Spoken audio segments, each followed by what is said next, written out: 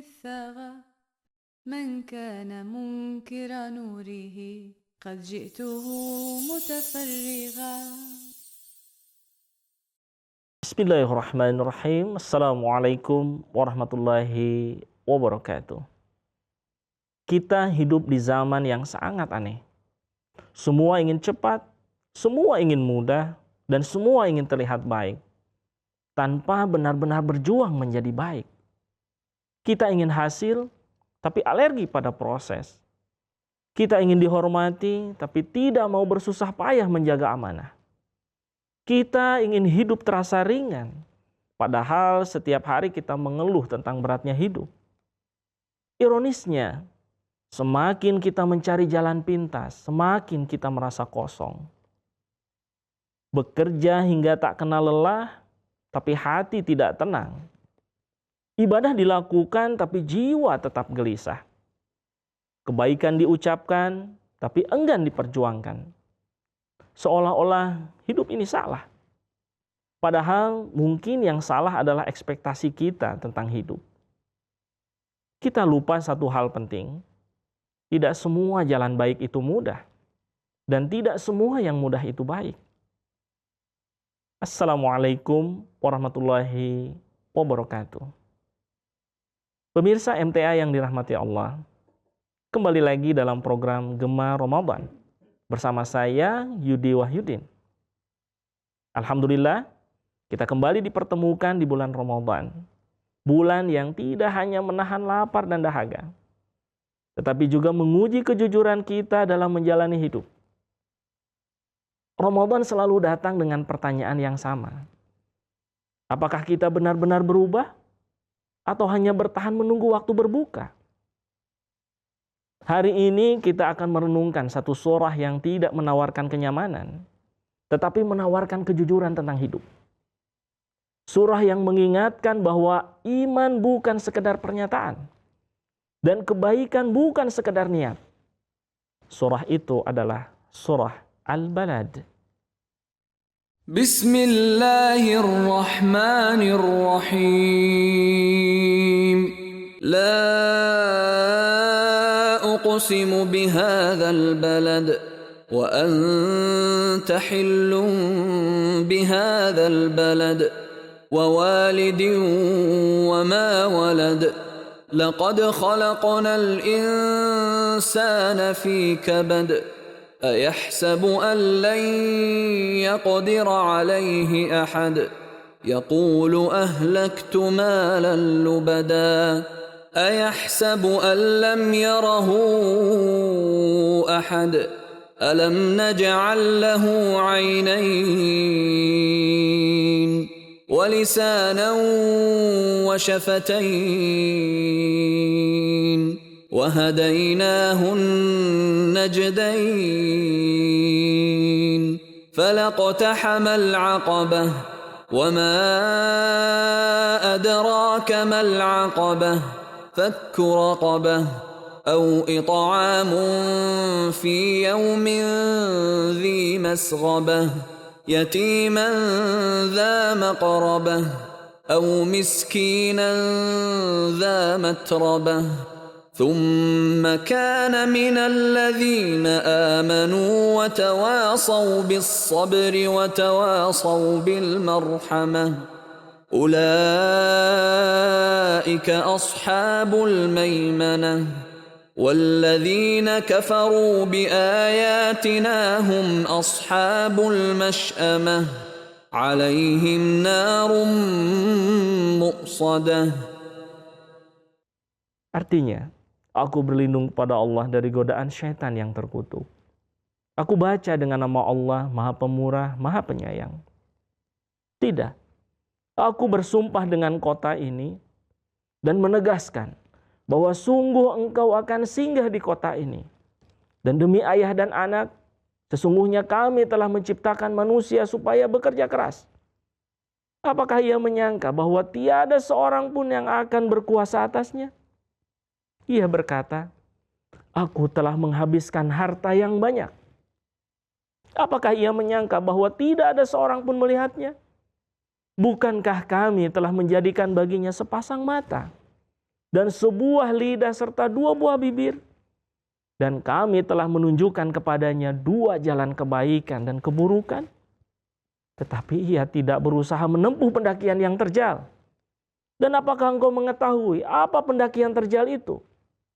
Yaitu memerdekakan budak. Atau memberi makan pada hari terjadinya kelaparan. Anak yatim yang memiliki hubungan kekerabatan. Atau kepada orang yang sangat miskin yang terbaring di tanah. Kemudian ia termasuk di antara orang-orang yang beriman dan saling menasehati dalam kesabaran dan saling menasehati dalam berbelas kasih. Mereka ini adalah golongan kanan. Dan orang-orang yang mengingkari tanda-tanda kami, mereka ini golongan kiri. Atas mereka akan ada api yang tertutup. Pemirsa MTA yang dirahmati Allah, Surah Al-Balad dibuka dengan satu pernyataan tegas. Hidup ini diciptakan dalam kesusahan.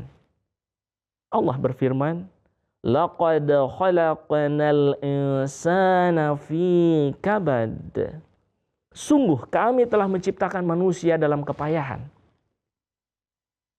Menurut Imam At-Tabari, kata kabad bermakna masyaqqah wa'ana, yakni kehidupan yang sejak awal dipenuhi keletihan dan perjuangan dari lahir hingga ke kematiannya. Di dalam tafsir Ibnu Katsir menegaskan bahwa ayat ini adalah bantahan terhadap anggapan hidup yang seharusnya mudah. Kesulitan itulah sunatullah dalam penciptaan manusia, agar tampak siapa yang sabar dan siapa yang bersyukur. Ayat tersebut bukan sekedar pernyataan tentang penderitaan, melainkan pengakuan ilahi terhadap kondisi manusia sebagai arena perjuangan yang diperlukan untuk pertumbuhan moral dan pilihannya.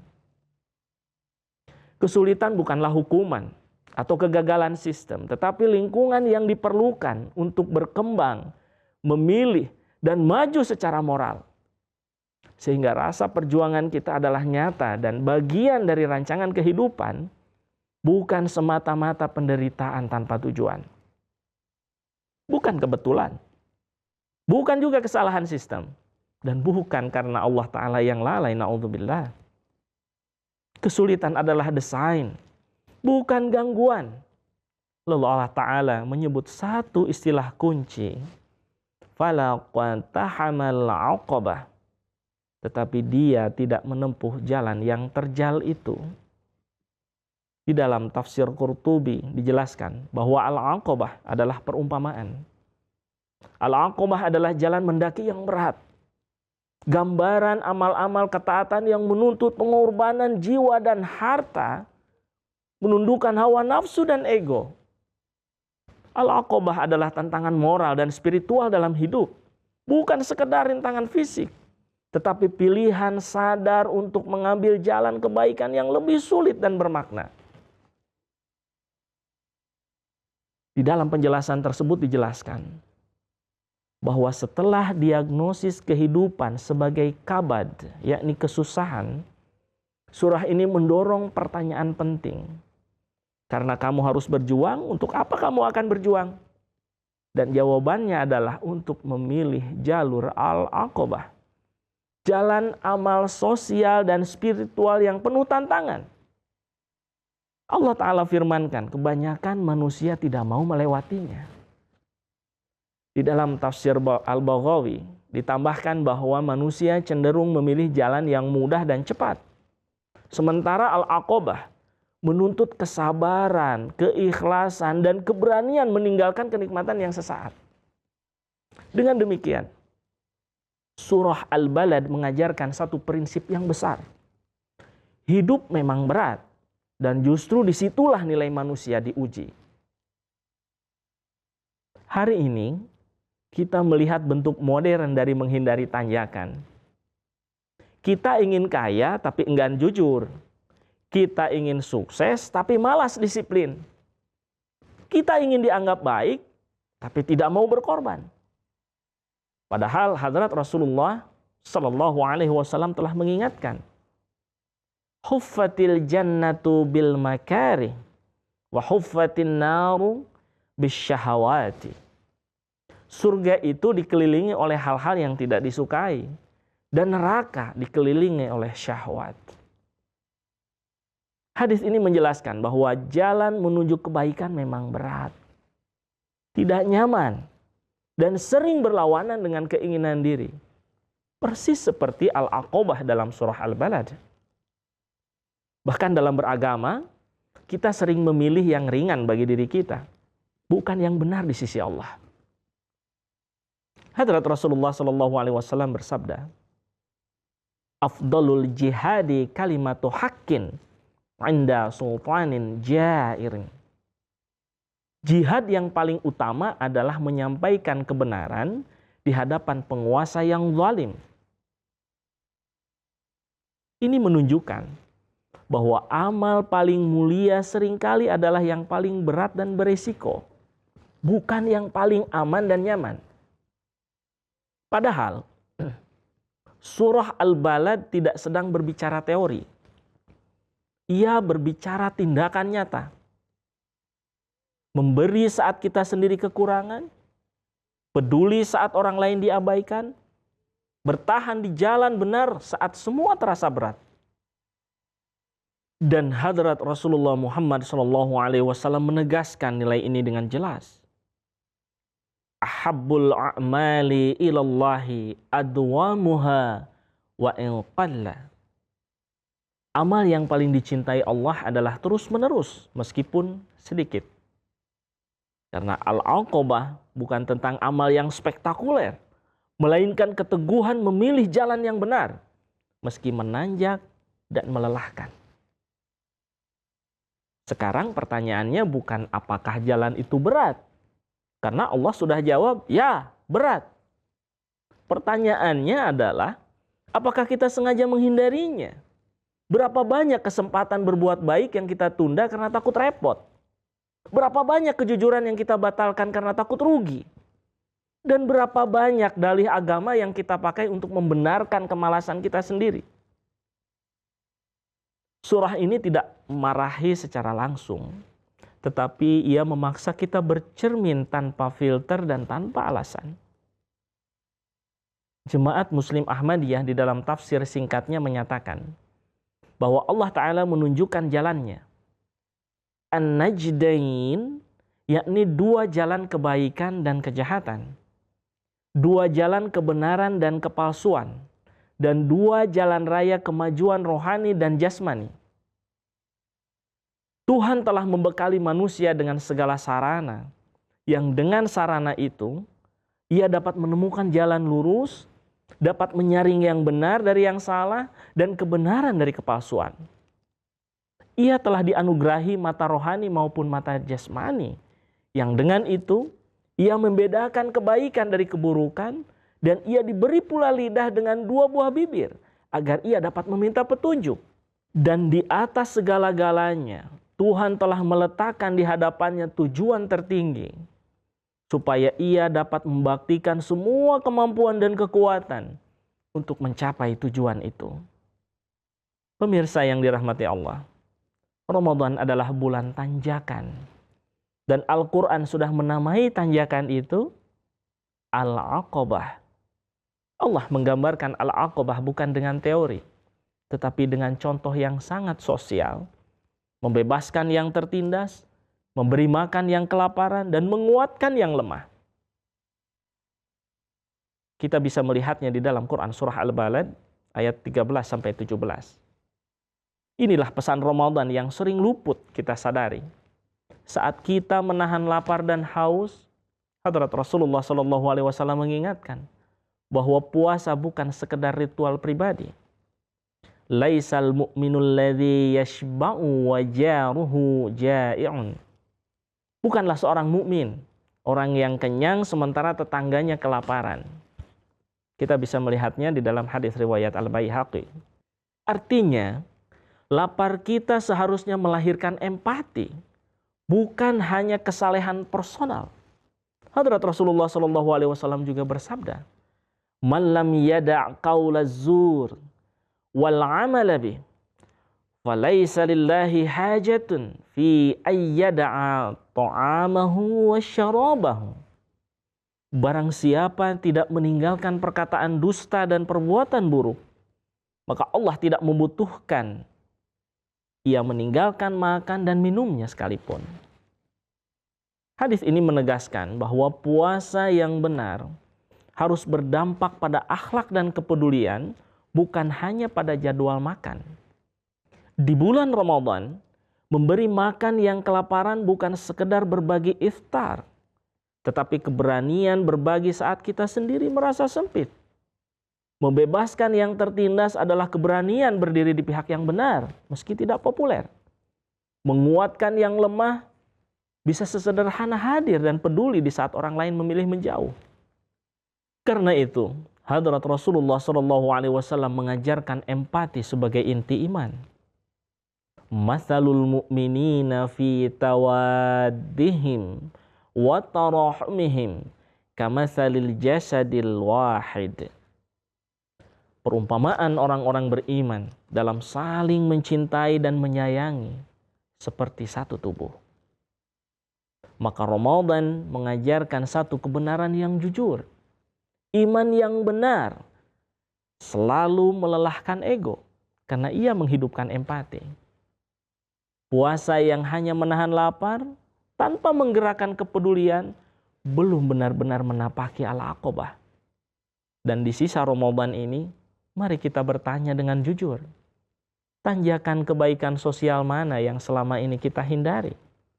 Karena Ramadan bukan hanya tentang menjadi lebih saleh secara pribadi, tetapi lebih hadir dan berarti bagi sesama.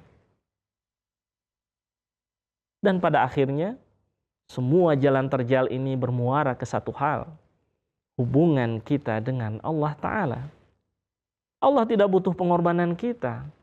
Kitalah yang sedang dibentuk. Hal inilah yang berulang kali ditekankan oleh Hadrat Khalifatul Masihil Khamis ayyadahullahu ta'ala binasil aziz dalam khutbah-khutbah beliau tentang kesabaran, doa, dan pandangan Qur'ani terhadap kesulitan hidup. Beliau mengingatkan bahwa kesabaran sejati harus dilandasi semata-mata karena Allah dengan meneladani cara hidup yang diridhoinya, bukan sebagai tanda kelemahan dan bukan pula sebagai alasan untuk mundur dari kebenaran. Justru kesabaran yang disertai doa adalah sarana utama untuk mendekatkan diri kepada Allah dan kunci agar seorang mukmin tetap teguh saat ujian terasa berat. Karena itu, setiap tanjakan kebaikan yang kita lalui sejatinya adalah latihan kesabaran. Dan setiap pilihan berat yang kita ambil demi kebenaran adalah bukti iman yang hidup, bukan sekadar ucapan di lisan. Beliau juga menegaskan bahwa beratnya kehidupan tidak boleh dijawab dengan kemarahan, pembalasan, atau pelarian, melainkan dengan meningkatkan peribadatan dan ketundukan kepada Allah. Sebab yang paling menentukan kekuatan dan keberhasilan kita, baik di dunia maupun di akhirat, adalah seberapa erat hubungan kita dengannya. Dalam konteks pengorbanan dan doa, Hadrat Khalifatul Masihil Khamis ayyadahullahu ta'ala binasil aziz kembali mengingatkan bahwa Allah sama sekali tidak membutuhkan pengorbanan manusia. Akan tetapi, melalui pengorbanan itulah diri kita ditempa, kesabaran kita dilatih, dan hubungan kita dengan Allah diperdalam dan diperkuat. Maka pengorbanan yang disertai doa yang sungguh-sungguh bukanlah kerugian, melainkan jalan menuju keridhaan ilahi. Inilah sebabnya Al-Quran tidak diturunkan hanya untuk dibaca, tetapi untuk menggeser arah hidup kita dari jalan yang mudah menuju jalan yang benar, dari kenyamanan menuju ketaatan, dari sekedar iman yang diucapkan menuju iman yang hidup dan dibuktikan dengan amal perbuatan. Pemirsa MTA yang dirahmati Allah, Ramadan adalah bulan tanjakan. Ia tidak nyaman, tapi jujur. Ia melelahkan, tapi menyucikan. Allah berfirman tentang tujuan puasa.